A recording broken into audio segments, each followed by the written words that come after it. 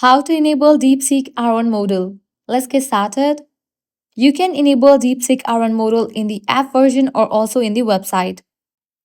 For this video, I'm going to choose the website. Launch your preferred browser and navigate to the website of DeepSeek. Type in DeepSeek AI and then search for it.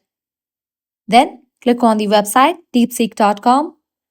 Once you're on the website, click on Start Now. Provide your credentials and log in to your account. After you log in, you will be directed to this kind of page. Now over here, you're going to find this box. And below that, you'll find the option of DeepSeek R1. Click on it. It has been enabled.